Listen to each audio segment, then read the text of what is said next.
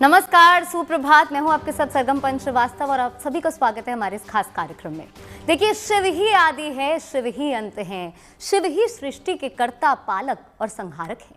शिव ही शांति हैं, शिव ही शक्ति हैं और शिव शक्ति का पवित्र और पावन दिन महाशिवरात्रि आने वाला है। इस पावन अवसर पर देश भर के शिवालयों में भगवान शिव के प्रति आस्था का सैलाब उमड़ पड़ा है। उज्जैन से लेकर काशी तक मंदिरों में भक्ति की लंबी कतार देखने को मिल रही है। आस्था, भक्ति और विश्वास की एक अलग ही तस्वीर देखने को मिल रही है। हम आमतौर पर शिव के लौकिक स्वरूप की आराधना करते हैं। भाल पर चंद्रमा, जटा में गंगा, ललाट पर तीसरा नेत्र, गले में गरल, सर्पों की माला, बागंबर, डमरू, त्रिशूल, यही तो है शिव का लौकिक स्वरूप। लेकिन शिव का लौकिक और आध्यात्मिक स्वरूप अत्यंत गूढ़ है। दरअसल शिव सृष्टि की अनादि चेतना है। हमारे भीतर, हमारे अंदर जो भी चेतना मौजूद है, दरअसल वही शिव तत्व है। सृष्टि जिस शक्ति से संचालित होती है, वही शक्ति ही तो शिव है।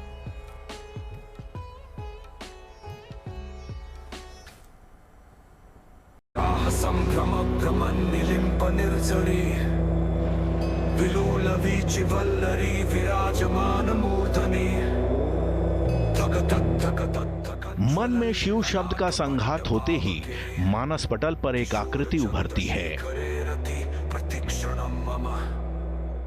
भाल पर चंद्रमा, जटा में गंगा, माथे पर त्रिपुंड के साथ तीसरा नेत्र, नीला कंठ, गले में सर्प की माला, एक हाथ में डमरू, दूसरे में त्रिशूल, मृगछाल की आसनी, पूरा शरीर चिता भस्म से लिपटा हुआ, वाम भाग में मां पार्वती और सामने विराजमान नंदी। यही है शिव का लौकिक स्वरूप या कहें स्थूल स्वरूप। लेकिन अपने पारलौकिक या सूक्ष्म स्वरूप में शिव अपने लौकिक या स्थूल स्वरूप से बिल्कुल अलग हैं। सबसे पहले तो आप ये जान लीजिए कि अपने व्यापक और विराट स्वरूप में शिव इंद्रियों के विषय नहीं है। शिव को संपूर्णता में समझने के लिए हमें रूप, गंध, स्पर्श, स्वाद और श्रवण की सत्ता के पार जाना होगा। राग द्वेष के साथ ही काम, क्रोध, लोभ, मोह, मद मत्सर जैसे मनोविकारों के बंधन में फंसा मनुष्य शिव के पारलौकिक या सूक्ष्म स्वरूप की अनुभूति नहीं कर सकता। शिव को संपूर्णता में समझने के लिए शिवत्व को प्राप्त करना होगा। 8वीं सदी के आखिर में 32 वर्ष के लिए धरती को धन्य करने आए शिव के अंशावतार आदि गुरु शंकराचार्य ने अपनी युगातीत रचना निर्वाण अष्टकम में प्राणी मात्र को शिवांश निरूपित करते हुए लिखा है, मनोबुद्धि अहंकार चित्तानि नाहम, न च श्रोत्र जिह्वे, न च घ्राण नेत्रे, न च व्योम भूमिर, न तेजो न वायु, चिदानंद रूपः शिवोहम शिवोहम। आदि गुरु शंकराचार्य कहते हैं कि मैं न तो मन हूं, न बुद्धि, न अहंकार, न चित्त हूं। मैं न तो श्रवण हूं, न जीभ, न नासिका, न ही नेत्र हूं। मैं न तो आकाश हूं, न धरती, न अग्नि, न ही वायु हूं। मैं तो शुद्ध चेतना हूं, अनादि अनंत शिव हूं। शंकराचार्य के इस तात्विक दर्शन की लौकिक व्याख्या की जाए तो यही अर्थ निकलता है कि समस्त चराचर जगत में जो विशुद्ध चेतना है वही शिव है। ये विशुद्ध चेतना अखिल ब्रह्मांड में व्याप्त है और यही चेतना हमारे भीतर भी है, हर जीव में है। जब तक हमारा मन, बुद्धि, चित्त सांसारिक मोह माया यानी विकारों से भरा है, तब तक हम अपने भीतर शिव तत्व की अनुभूति नहीं कर सकते। शिवत्व की चेतना की अनुभूति के लिए इन्हें खाली करना होगा, बिल्कुल खाली, शून्य। शून्य होते ही शिव की चेतना का अलौकिक प्रकाश फैलने लगेगा। It is in the lap of Shiva that cosmos is happening, because it's that which is not. When somebody realizes that or experiences that, we call that person also Shiva. This is how Adi Yogi got labeled as Shiva, because he touched that dimension, became one with it. And the only way you can know it is by dissolving into it, not by grasping it. साफ है कि पूर्ण रूप से रिक्त हो जाना ही शिवत्व है। ये अखिल ब्रह्मांड त्रिगुण प्रधान है। दृश्यमान जगत में ये तीनों गुण हैं, सत, रज और तम। व्यावहारिक भाषा में कहें तो सात्विक, राजसिक और तामसिक। ये तीनों गुण संसार में साफ तौर पर दिखाई देते हैं, पर शिव को त्रिगुणातीत माना गया है, यानी तीनों गुणों से रहित।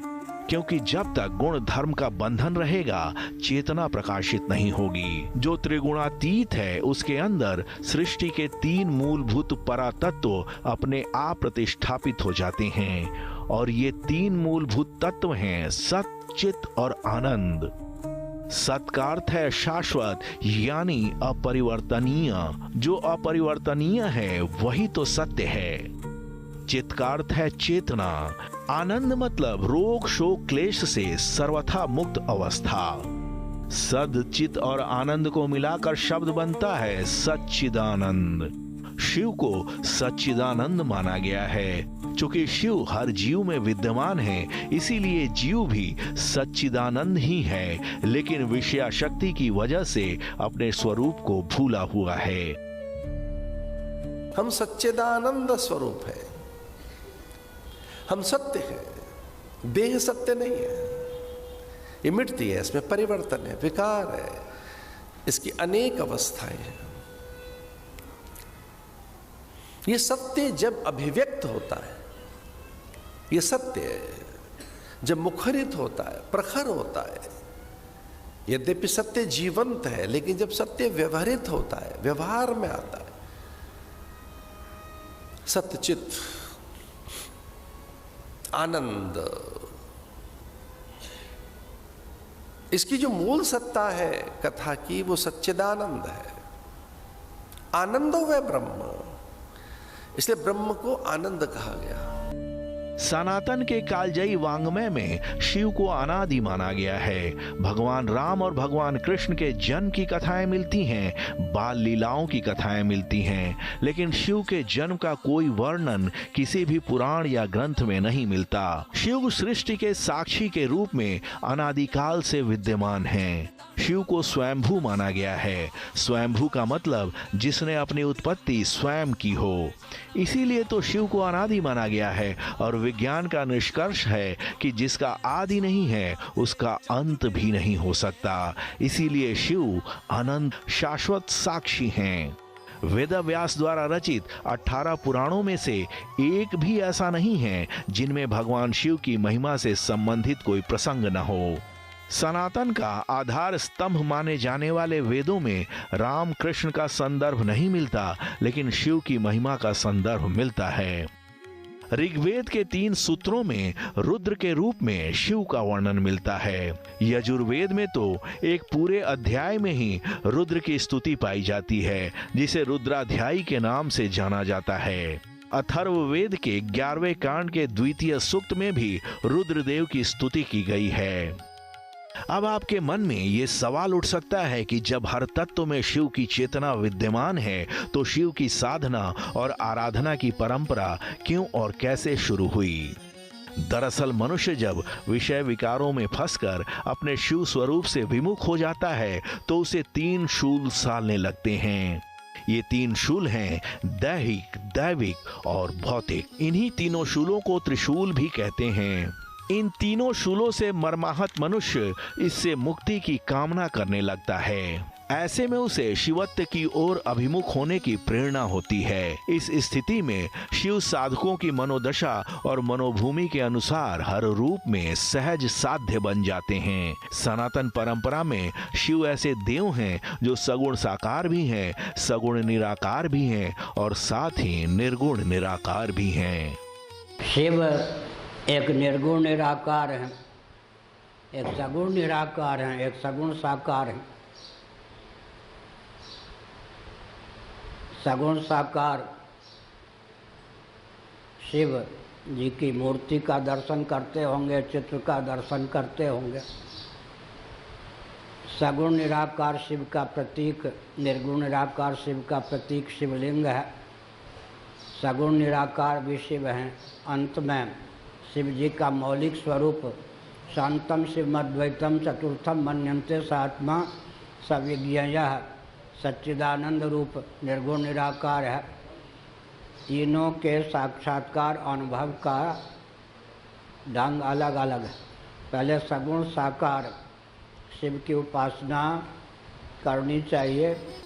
अद्भुत है भगवान शिव का ज्ञान और विज्ञान। शिव सृष्टि का आधार हैं, शिव सत्य हैं, आशुतोष हैं, देवों के देव महादेव हैं, रुद्र हैं, आनंद हैं, शिव महायोगी भी हैं, वही मृत्यु हैं और जीवन भी, सर्जक भी हैं और संहारक भी। शिव ज्ञान स्वरूप हैं, स्वर और संगीत के प्रणेता हैं। इनके डमरू से उत्पन्न नाद ही ब्रह्म है। शिव अनादि हैं, इसलिए अप्रमेय भी हैं। शिव के दिव्य अलौकिक स्वरूप की अनुभूति, उनकी चेतना का साक्षात्कार तर्क यानी लॉजिक से संभव नहीं है। आपके लिए हैरानी का विषय हो सकता है कि सनातन के सदग्रंथों में शिव पार्वती विवाह में गणेश जी की पूजा का प्रसंग मिलता है। आपके मन में ये सवाल हो सकता है कि जो गणेश भगवान शिव के पुत्र के रूप में वर्णित हैं, उनकी पूजा शिव पार्वती विवाह में कैसे संभव है।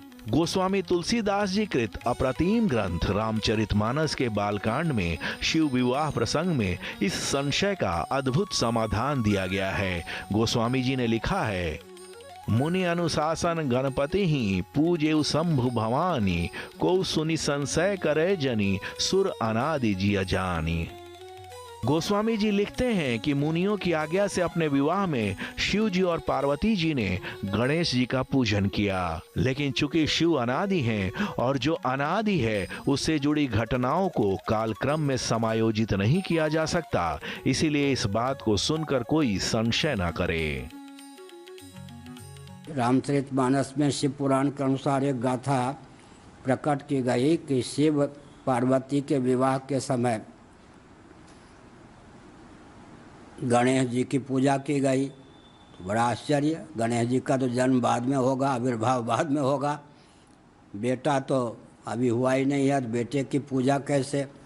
तुलसीदास जी ने समाधान किया, सुर अनादि जिय जानी। गणेश जी अभिव्यक्ति की दृष्टि से शिव के पुत्र हैं, पार्वती के पुत्र हैं, गौरी नंदन हैं, लेकिन पांचों देव अनादि हैं। शिव अनादि हैं, लेकिन सर्वकालिक सार्वभौमिक भी हैं। चेतना के रूप में आपके भीतर अनाहत के रूप में विद्यमान है। जहाँ वासना का लेश नहीं है वहाँ कामांतक शिव हैं। जहाँ विकार का नाश हो चुका है वहाँ अविनाशी शिव हैं। जहाँ लालसाओं की सत्ता समाप्त हो चुकी है वहाँ आशुतोष शिव हैं। जहाँ प्रेम और करुणा का साम्राज्य है वहाँ कृपालु शिव हैं। जहाँ अनाचार, अत्याचार, दुराचार का जाल है वहाँ महाकाल शिव हैं। शिव सर्वत्र हैं। दरअसल शिव तत्व से विमुखता ही हमारी अज्ञानता का हेतु है। शिव तत्व की ओर प्रस्थान अंधेरे से प्रकाश की ओर जाना है। शिव तत्व की प्राप्ति ही मनुष्य जीवन का परम लक्ष्य है। वही हमारा असली स्वरूप है।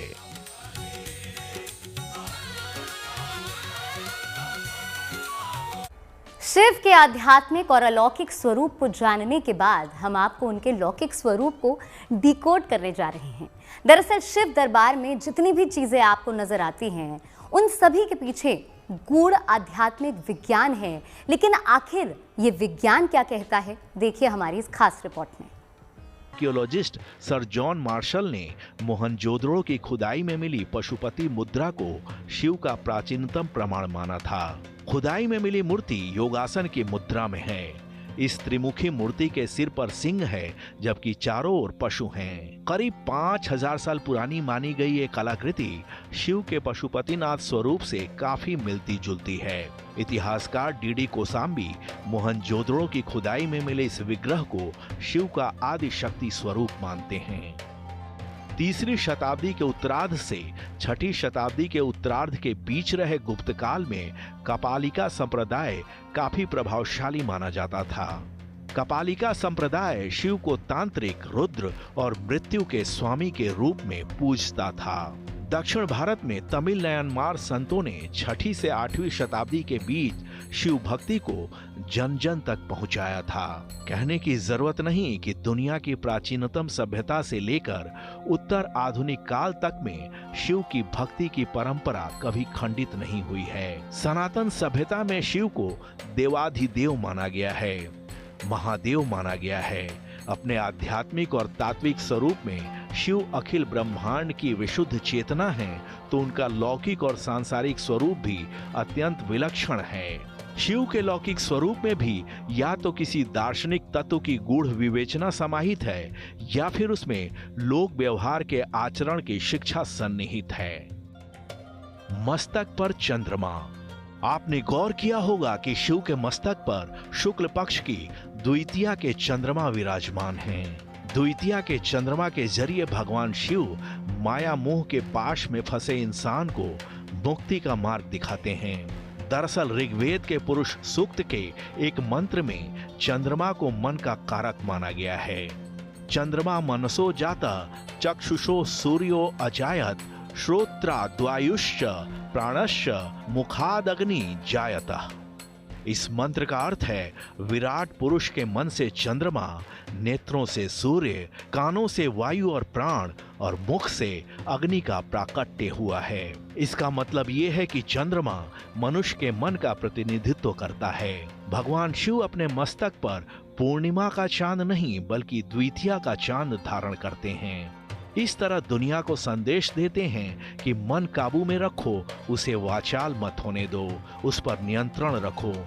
मन को बंधन और मोक्ष दोनों का हेतु माना गया है। मन पर अगर नियंत्रण है तो वो मोक्ष का मार्ग प्रशस्त करता है, मन बेकाबू है तो सांसारिक बंधन का कारण बन जाता है। भगवान शिव ये संदेश देते हैं कि मन अगर द्वितीया के चंद्रमा जितना ही प्रकट होगा तो वैसे मन वाला इंसान पूरे समाज में पूजनीय हो जाएगा।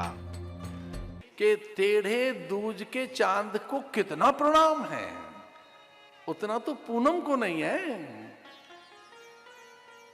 भारत के गांव-गांव में निकल कर देखें, जैसे दूज का चांद निकलेगा परस्पर एक दूसरे को लोग प्रणाम करते हुए कहते हैं भाई राम राम। दूज का चांद क्या निकला, भगवान याद आया।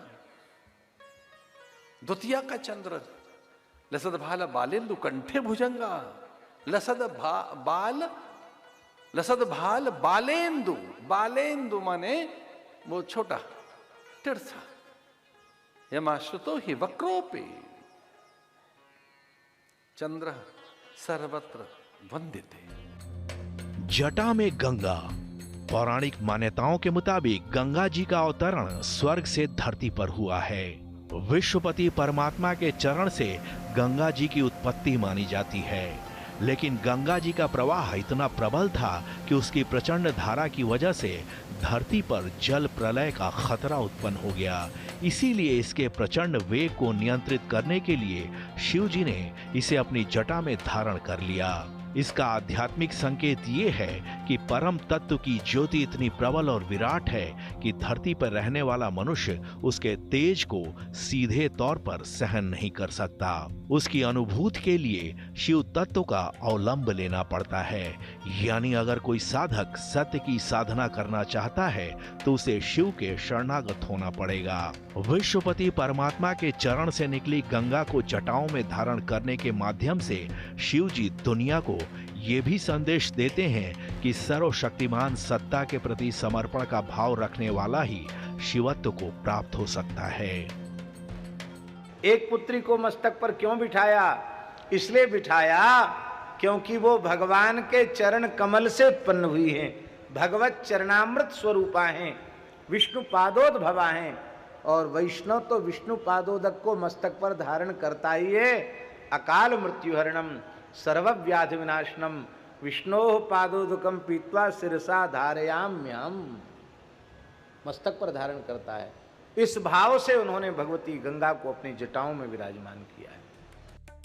ललाट पर तीसरा नेत्र। पौराणिक मान्यताओं के मुताबिक शिव ने अपने तीसरे नेत्र से कामदेव को भस्म कर दिया था। काम यानी वासना को मनुष्य का सबसे प्रबल शत्रु माना गया है और जगत के दोनों नेत्र इस विकार का शमन करने में सक्षम नहीं हैं। अपने तीसरे नेत्र के माध्यम से शिव जी दुनिया को ये संकेत देते हैं कि वासना पर विजय पाने के लिए तीसरे नेत्र को खोलना पड़ता है। तीसरा नेत्र मतलब अंतर्दृष्टि। जब तक हमारी अंतर्दृष्टि जागृत नहीं होगी, कामादिक विकारों पर विजय नहीं हो सकती। गले में गरल। पौराणिक कथाओं में प्रसंग आता है कि जब समुद्र मंथन हुआ तो अमृत के साथ विष भी निकला। अमृत पाने के लिए तो देवासुर संग्राम हुआ, लेकिन हलाहल पीने को कोई भी देवता तैयार नहीं हुए। व्यापक लोक कल्याण के लिए काम शिव ने किया। हलाहल पीकर भगवान शिव ने दुनिया को यह संदेश दिया कि दूसरों के सुख और खुशी के लिए जो खुद कष्ट उठाने को तत्पर रहता है वही शिवत्व को प्राप्त होता है। इतना ही नहीं, हलाहल को शिव जी ने हृदय में नहीं उतरने दिया बल्कि अपने गले में ही रोक लिया। इसके जरिए शिव जी संदेश देते हैं कि अगर आप व्यापक जन कल्याण का कोई काम करते हैं तो दिल में मत उतारिए, यानी उसका अभिमान मत करिए। अब सवाल ये है कि विष क्या है? हमारे मनीषियों ने काम, क्रोध, लोभ, मोह, मद, मत्सर को ही सबसे घातक विष माना है। ये कामक क्रोधादि भयंकर विष हैं। इन विषों को अपने गले के नीचे मत उतरने दो, क्योंकि तुम्हारे हृदय में युगल सरकार विराजमान है। शंकर जी ने विष को क्यों नहीं उतरने दिया? कि मेरे हृदय में युगल सरकार विराजमान है, ये तीक्ष्ण विष उन्हें पीड़ा पहुंचाएगा। हम वैष्णव विचार करें कि ये कामक क्रोधादि के विकार विष हैं और ये विषय विष हमारे हृदय विहारी को पीड़ा पहुंचाएगा, तो इतने विचार मात्र से हमारा हृदय निर्विकार हो जाएगा। गले में सर्पों की माला। शिव जी के गले में हमेशा विकराल सर्पों की माला रहती है। सर्प काल के प्रतीक माने जा। शिव ही आदि है, शिव ही अंत है। खैर, हमारे इस खास कार्यक्रम में आज के लिए बस इतना ही। देश और दुनिया की तमाम बड़ी खबरों के लिए आप जुड़े रहिए GNT के साथ।